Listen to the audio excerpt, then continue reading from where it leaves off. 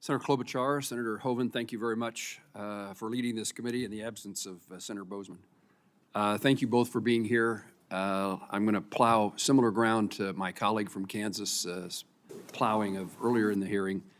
I want to highlight again this issue of NBAF, and I have had conversations with Secretary Rollins a couple of times about this topic, and NBAF is $1.25 billion American investment in the safety of our food supply, and it's still not fully operational. The handoff from the Department of Homeland Security, as you know, occurred now a significant period of time ago. The former Secretary of Agriculture was there to help cut the ribbon, and yet we're still not fully operational. And I'm really anxious to get your attention, if you're confirmed, to make certain that the Department of Agriculture, that USDA, takes the necessary steps to get this fully commissioned and operational. And I would join Senator Hoeven, and I can join him in telling you you're a great nominee if you'll commit to coming with me, Senator Marshall and others,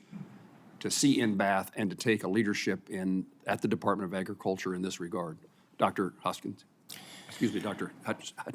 Senator, thank you for the question. Certainly, you have that commitment. When I was in USDA previously, it was in a formative stage of that. Construction was moving forward. The agreements were in place. I really need to learn and understand where we are right now, but certainly that will be my commitment to you. At least from this interested observer, it doesn't seem like we're moving fast enough to solve whatever challenges there are. And in the meantime, research that was mentioned in your testimony is not taking place in regard to FMD until that happens. There are lots of critical challenges we face that need NBAF fully operational. And Senator Marshall also asked you about the relocation of NIFA and ERS. My understanding is that Secretary Vilsack confirmed the decision that was made by the Trump administration, the last Trump administration, the previous Trump administration, and allowed those jobs to be transferred and the mission to be transferred to Kansas City. But what didn't take place was actually having employees come to work.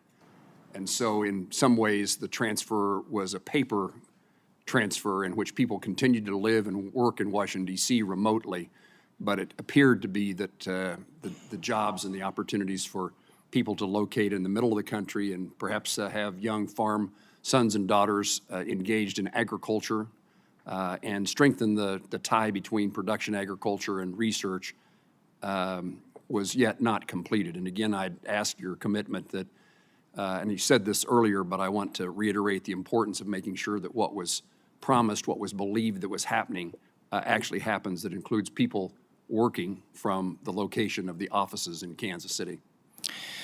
Senator, you have my commitment. I believe there have been executive orders with regard to office attendance and such as that, and we will ensure that those are followed at the direction of the President. I fully support the idea that people who work in government, but those who work ought to be at work. And it's particularly helpful in agriculture and in research where the cooperation, the personal contact is important. And we've had these conversations with Secretary Rollins and others about FSA and NRCS workers in county offices. Those are hugely important to the mission of the Department of Agriculture, and that local contact and capability is significant. Let me ask Dr. Hutchins about data reporting. The cattle industry plays a significant role in our state. We have nearly 6 million head of cattle. We've had significant drought conditions, and their financial stresses are impacting ranchers, and they impact them in a way that help determine the size of their herd. Many of those constituents of mine rely upon the July cattle report, as well as the county estimates for crops and livestock, to make mid-year assessments and determine how to proceed for the remainder of the year. I was disappointed when these reports were discontinued last year, and I appreciate USDA reinstating them this March. Dr. Hutchins, if confirmed, will you commit to continuing these reports and other NASS that NASS provides that give farmers and ranchers the information they need to make better financial and management decisions? Senator, yes, the National Ag Statistics Service provides the data and the insights that farmers, administrators, policymakers need to make good decisions. As a scientist, I'm a big believer in data and data-driven decisions, and so yes, that type of information will be pursued. I won't ask a question because of the 16 seconds that remain on the clock, but I wanted to highlight that Senator Haro and I. You can. Thank you. Oh, my colleague says I can't.